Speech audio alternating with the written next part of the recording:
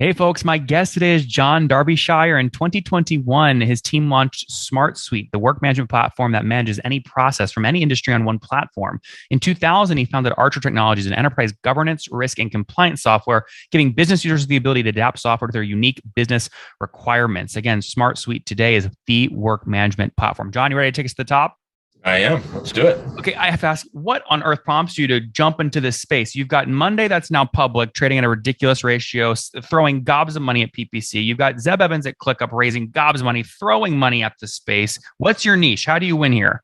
Yeah, we're one level above those organizations. Our goal is to help organizations manage any process or project inside of a single platform, but it has a more enterprise features than you'll find from a Monday, a ClickUp, and Airtable type. So if you have workflows and you want to manage your business in a single platform, we provide those capabilities that allow you to keep everything in a single platform. When you say a process or a workflow, I mean, is this effectively like if you take MuleSoft, the enterprise version of Zapier, plus Uh-huh. like the enterprise version of ClickUp, and you put those two things together, that's sort of where you're playing? Yeah, I had a good analogy this week from a reporter that talked to me that said if you took Airtable, Notion, and ClickUp and put them in a blender, out came Smart Suite. So we're taking the capabilities of those three different segments of products, putting them together into a single platform. I see. Okay, so on those platforms, you're talking ARPU's 20, 30, $40 a seat. I imagine you're more expensive and more in the enterprise. What's the average company pay you per month to use the technology? Yep. No, our pricing model starts at $10 per user per month. For our team edition, moves to 25 for our professional, and our enterprise is 35.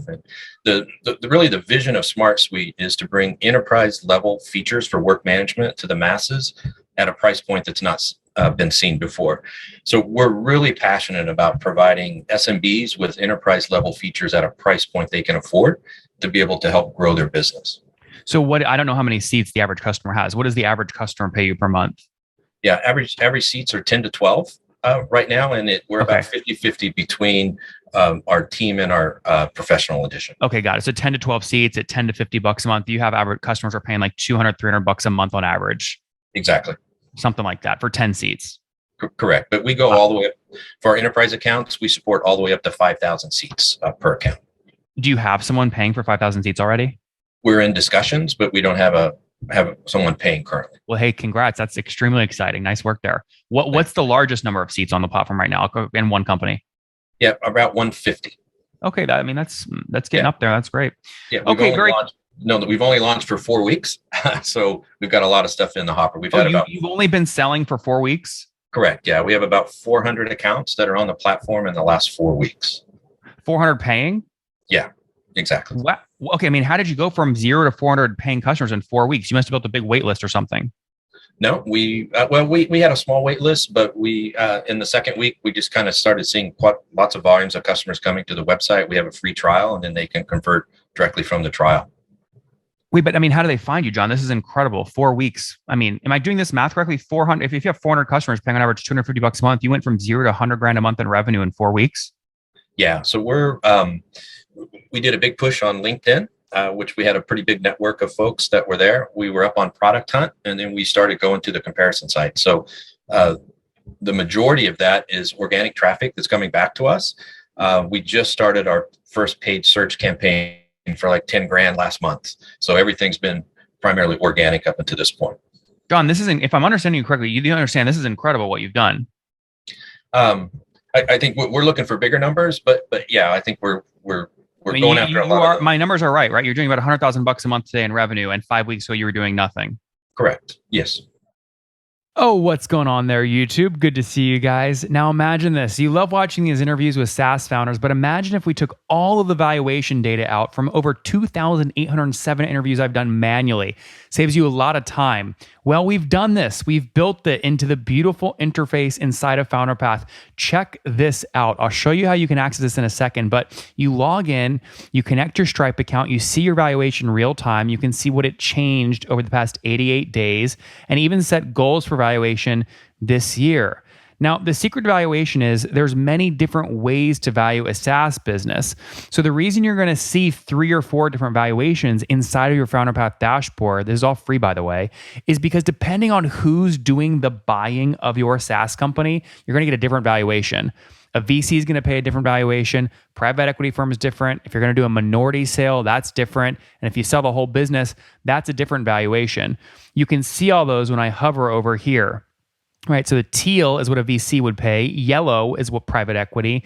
And red is if you sold the whole thing outright. Now, what's cool about this is not built off random data. Again, you guys hear these interviews on YouTube. All these data are built from real-time valuation data points founders share with us on the show. So Traction, 1.2 million, seed round, 3.7 raise. They sold 22% of their business. Go in here and filter by the event. Maybe you only want to see companies that have sold the whole business. Well, here are a bunch that have been acquired, the valuation and the multiple. Maybe you're going out right now and you're raising your seed round. Well, go in here and look at all this recent seed deals that went down, what they raised, what valuation they raised at, and what percent that they sold. There's never been a larger data set of SaaS valuations than what you can get now inside of FounderPath, and we're thrilled to bring it to you. All right, we're going to go back to the YouTube video here in a second, but if you want to check this tool out, if you want to jump in and sign up, you can check it out for free to get your valuation at this link, founderpath.com/products/valuations. Or if you go to founderpath.com and hover over products, click on get your valuation here and go ahead and sign up to give it a whirl. Again, all that valuation data live right inside the platform. I hope to see you there. All right, let's jump back into the interview. I mean, this is great. Okay, I want to dive into this, right? So Product Hunt launch, you have 251 upvotes. About how many signups did you get from there? I don't have the exact numbers in front of me, but it's pretty small. Probably 20, 25 probably came from Product Hunt with the discount code that we provided. Oh, those are actual paid signups came from Product Hunt. Correct. Okay, do you know how many? Do you have a free option? How many free users came from Product Hunt? Do you know? No, we do not have a free option currently. It's something that we're considering though. Interesting. For someone else looking to launch on Product Hunt today, what should they give in terms of discount code? So you charge $20 a seat. Usually, what discount you give Product Hunt users? Yeah, we give them a 25% discount for the first 3 months. And that worked. It sounds like fairly nice. Let's go to the next tactic you just mentioned, LinkedIn. When you say you pushed it on LinkedIn, what does it actually mean? Yeah, so we set up a company profile on LinkedIn, and then we used our personal accounts. I think between me and the co-founders, we probably have about 8,000 connections that were there. So we pushed back out into that community, and then it's just been word of mouth. Interesting. But what did you post on your personal profile? Hey, we're launching, or what was the strategy there? We do 2 or 3 posts per week that's been coming in. So we first did the announcement that we're launching, and then we started focusing on the types of things and ways we could help customers. Kind of starting with project management and then showing the different categories of solutions that we can help people with. Yep. Okay. And I see 9 employees on the LinkedIn profile, 213 followers. Is that right? Nine folks full time? It's a little deceiving. So we have a little unique company here in that we're in 9 different countries around the world. We have about 110 people that are a part of the company. We have a lot of contractor firms that we've hired for specialty areas, feeling that we do not need direct employees to start a traditional company. So obviously we've had about 90 developers working for almost 3 years to build the core platform that was released last month. So the core of the company is on the development side. And then we're just beginning to, bring in sales, marketing, PR, product support, those types of folks. I love the idea of keeping fixed expenses really low in the early years as you're building. You sound like you've done that to a T. It's part of your blood. Tell me. I mean, when you say 90 developers, are you using firms like Coditas or SimForm, or what kind of outsourced dev shops are you using? Yeah. So, when we started Smart Suite, we wanted to kind of find that development community that really understood what we were trying to accomplish and had some experience in that area. Of all places, we found a great firm in Kiev, Ukraine. Went over and visited with them, never expecting to be outside of the US, to be honest. Met them and just walked away, just blown away with the capabilities of the organization. So they were kind of our core team that we brought on. We probably have 35 people with that organization. We did the same thing on the Can I ask what that organization is? Do they have a website? Yeah, their name is Gearheart. It's Gearheart. Gear, Gear, heart.io. Huh. Wow. And how did you know? I mean, it's, picking up from beautiful California and going over to Kiev to do diligence on this firm is a lot of your time and energy. How did you know it was going to be worth your time or energy? Like, how did you find these guys? Of all places, I found them on the internet, just searching for development shops. I probably looked at 50 or 60. And I started in the US. I just couldn't find what I needed, or people were too busy to bring on a project like this. So I turned it more international. I posted some stuff on Upwork to try to get sources coming in. So I probably narrowed it down to 5 folks. And I just kept coming back to this one gentleman in Kiev. And I finally decided I just need to go spend 2 or 3 days with them, get to know the people, see if we had a connection. And the connection was immediate. Like I just enjoyed them as people, and then technically they were as good or better than anyone I've worked with before. This is amazing. Okay, you mentioned you have over 100 firms you've sort of contracted with. I imagine Gearhart, in terms of money spent, is probably up there at the top, right? Your dev shop.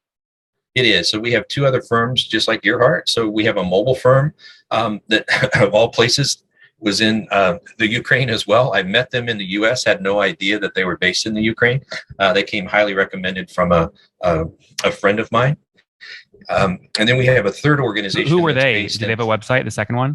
Yeah. It's ecreative.com, and it's K with creative. Huh. Okay. And who's the third? The third is Agency Enterprise in Venice, California. They do really high-end development work. I'm not sure if I can say all the names that they work with, but they work with Elon Musk at SpaceX and do some work there. And that's how I kind of made the connection to them. They're just an amazing group of very talented people. So how do these all work together? So I mean, is Gearhart everything that's desktop, eCreative is everything mobile, and Agency Enterprise looks over everything, or how do they function? Yep. So the mobile part is just eCreative. We also have a team at eCreative that does web along with the Agency Enterprise team. So we have 3 different development shops, plus one of my co-founders is a CTO. The benefit that gives us is we have CTOs at each of those organizations and internally. So the level of expertise that we kind of bring to the project is a lot more enhanced than you would typically find in a startup environment.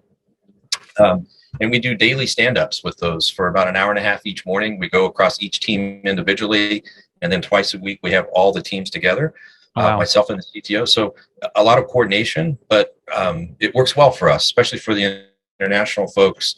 We have meetings with them in the morning, our time, which is at night their time. We wake up in the morning.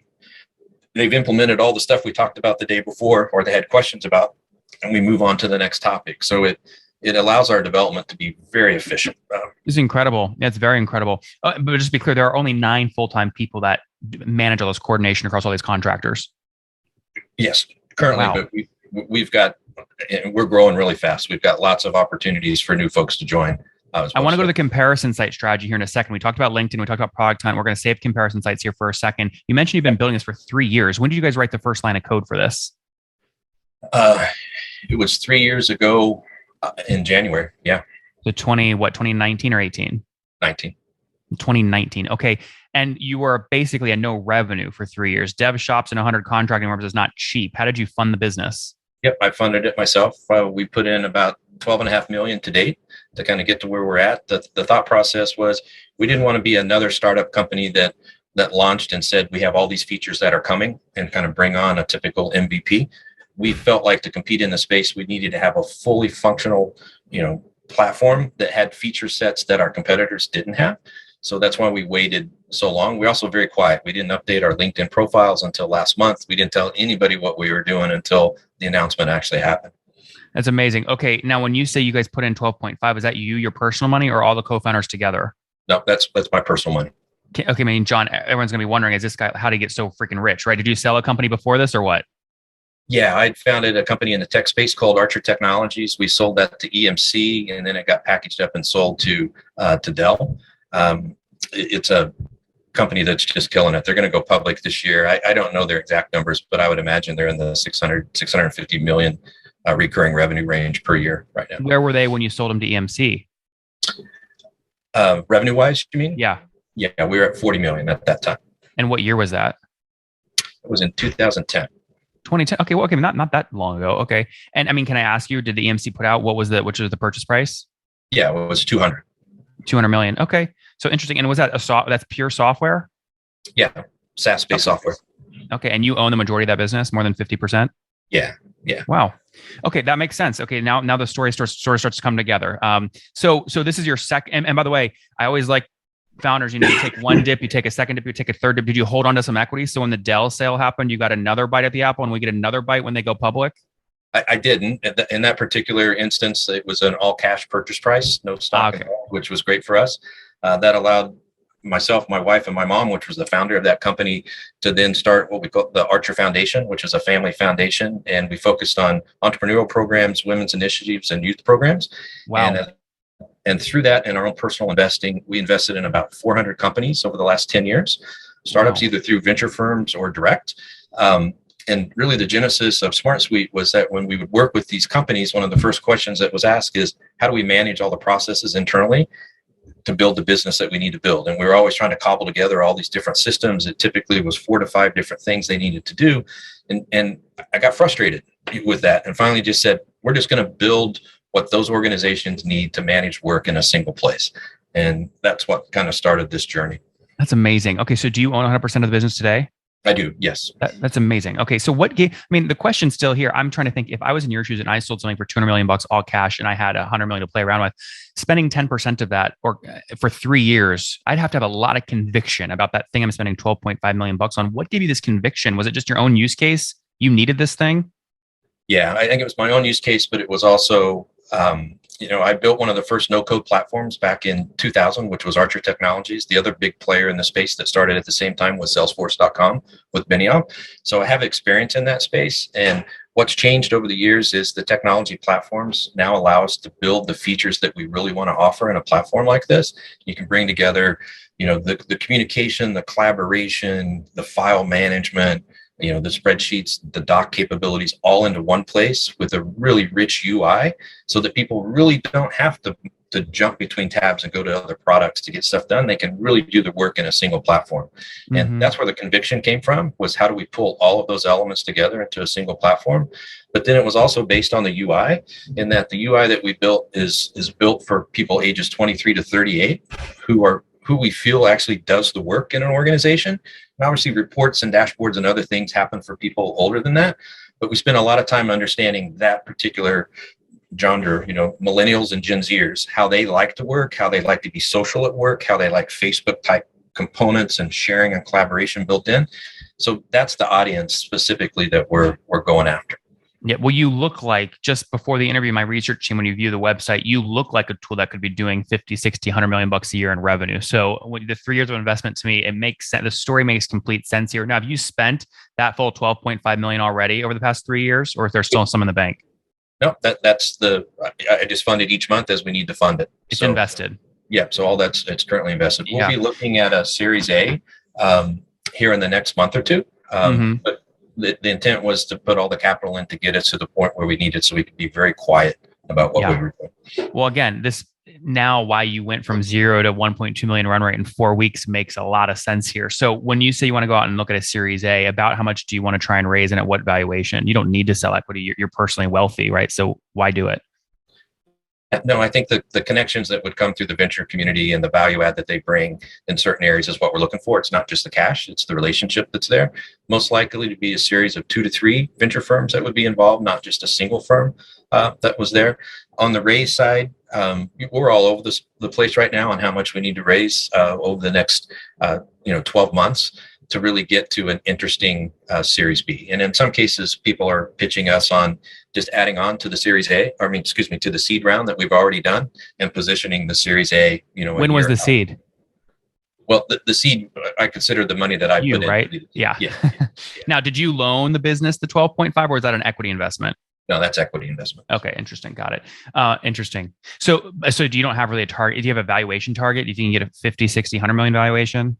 We're in that 100 range is what we're talking about right now. Yeah, it's hard because, I mean, there's a bunch of things you have that no one else has. One, a successful exit, right? So you can argue you're sort of a proven commodity. The second is, your money's where your mouth is at. You put up, a lot of your net worth into this thing, and you went from 0 to 100 grand very quickly. So the question is, how much growth can you keep driving over the next 12 months? You know what I mean? Exactly. Yeah, very cool. Okay, well, it'll be interesting to watch what happens. Talk to me about how you've done sales. All no touch to date, or do you have a sales team? We have just a small sales team. So my wife, Tara, who helped me found our last company, Archer Technologies, she jumped in about 4 weeks ago to kind of get the sales kicked off for us. I don't know that she's here for the long term, but she's kind of getting things going right now. And what we found to date is that a lot of our customers just want somebody to contact them, have a quick conversation, do a quick demo, and she helps coordinate all that activity between me and the three. There's three founders, myself and two co-founders. But you just pay them a lot, right? They don't own any equity. They each own, yeah, they each have a small piece. Okay. Like under 5%? Correct. Yeah. Okay, got it. So you own like 90%, two co-founders own maybe another 10%. You didn't cut your wife Terry in at all? Well, she's in the 90 already. Yeah. She gets 45% of the 90, right? That's how that works. Yeah. She gets 60% of that 90, I think. That's amazing. Talk to me real quick. You mentioned comparison sites. How are they working for you? Which one's the most giving you the most leads per month? Capterra is probably, Product Hunt did a pretty good job. We just get a lot of bandwidth from them, and I kind of consider them to be a comparison site, because people come in to just find out about new software and then look, against the current players. But, the Capterras of the world are where the real comparisons happen. And we've really just kind of dived into that in the last couple of weeks. But it allows us to show potential customers that are coming in the comparisons of how we compare against competitors. Even if the site's not sending us leads, we can send our clients there to kind of understand. Are you paying for premium placement on Capterra yet or no? We are not. We're using the free version on all those. So we're on about 9 sites today. I think there's 30 that are on our list that we're trying to get into. John, can you name a couple of those? Smart Capterra, which other ones? I'm drawing a blank. It's the Gartner based sites. There's I think 3 of them that fall under Gartner. GitApp. Yeah. Yeah. Which other ones though? Just the Gartner ones? No, I just don't have that list in front of me, and I'm drawing a blank. Can I follow up with you? Can I follow up with you afterwards? Yeah, I can shoot that to you as soon as we get done. Okay, I'd love to see that. Yeah, because these are great sites for leads and traffic if you can sort of play the game the right way. The first step is driving a bunch of reviews. You already have 23 on Capterra. So if you want to move to paid on Capterra eventually, you'll be in a nice position to do that. Exactly. Fascinating. Okay.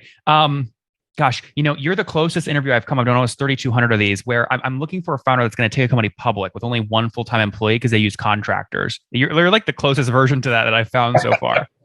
Yeah, I think, we were going down that model before COVID hit, right? We wanted to have more of an international company. We didn't want the employees in one location. I'm the only person other than my wife that's based in Newport Beach, California. We're all remote. And now that's not such a big deal, but that was kind of the genesis of the company was let's find the best people wherever they're at worldwide. And let's build the company around that as opposed to a geographic location and 30 miles around that location for people to come to work each day. So we expect to continue to grow our company kind of in this distributed model. Very cool. John, let's wrap up here with the famous 5. Number 1, favorite business book. Yeah, I don't know if it's a business book, but the Bush Family Dynasty is just a great book that kind of teaches you about, how that family was put together, and it was planned what happened, and it was planned that a president or 2 presidents would come out of that journey, but it talks about their financial background. So I enjoyed that quite a bit. Number 2, is there a CEO you're following or studying? Steve Jobs was someone that I followed quite often, and just the approach that he took to building Apple, which was different. And I think about that quite often, that he went against the grain of what was happening and built the company the way he thought it should be built to reach the customers that he wanted to reach. And we're trying to take a very similar tack with SmartSuite. Number 3, what's your favorite online tool besides your own for building SmartSuite? Online tool. We use Intercom. I don't know if you're familiar with Intercom that much. Yeah. We use the heck out of that product. It's an amazing product. Number 4, John, how many hours of sleep do you get every night? I would say maybe 7. Okay. And you're married to Terry. You guys have any kids? We do. We have 2 children. 2 kids. Okay. And how old are you, John? 57. Last question. Something you wish you knew when you were 20. So I knew I was 20. You know what? Don't rush success. I think you just chugging along and it's going to happen, but don't worry about it when you're that young. Guys, there you have it. Smartsuite.com, taking, Notion plus Airtable plus ClickUp, putting it in a blender, and that's what you get. They've gone from nothing to $100,000 a month in revenue in 4 weeks. The question is, how did they do that? You're going to learn that in the interview. They got going about 3 years ago. John had a successful exit, used that cash, put in $12.5 million of his own money into this new platform with a lot of contractors, very, very small fixed expenses in terms of full-time employees. It's the model of the future, I think. Watch out for these guys growing quickly, potential Series A coming up later this year. We will see what happens. Again, 400 customers paying about $250 a month right now on average as they get going. John, thanks for taking us to the top. All right. Thank you. One more thing before you go. We have a brand new show every Thursday at 1 p.m. Central. It's called Shark Tank for SaaS. We call it Deal or Bust. One founder comes on, 3 hungry buyers, they try and do a deal live, and the founder shares back-end dashboards, their expenses, their revenue, ARPU, CAC, LTV, you name it, they share it. And the buyers try and make a deal live. It is fun to watch every Thursday, 1 p.m. Central. Additionally, remember, these recorded founder interviews go live. We release them here on YouTube every day at 2 p.m. Central. To make sure you don't miss any of that, make sure you click the subscribe button below here on YouTube, the big red button, and then click the little bell notification to make sure you get notifications when we do go live. I wouldn't want you to miss breaking news in the SaaS world, whether it's an acquisition, a big fundraise, a big sale, a big profitability statement, or something else. I don't want you to miss it. Additionally, if you want to take this conversation deeper and further, we have by far the largest private Slack community for B2B SaaS founders. You want to get in there. We've probably talked about your tool if you're running a company or your firm if you're investing. You can go in there and quickly search and see what people are saying. Sign up for that at nathanlatka.com/Slack. In the meantime, I'm hanging out with you here on YouTube. I'll be in the comments for the next 30 minutes. Feel free to let me know what you thought about this episode. And if you enjoyed it, click the thumbs up. We get a lot of haters that are mad at how aggressive I am on these shows, but I do it so that we can all learn. We have to counter those people. We got to push them away. Click the thumbs up below to counter them and know that I appreciate your guys' support. All right, I'll be in the comments. See ya.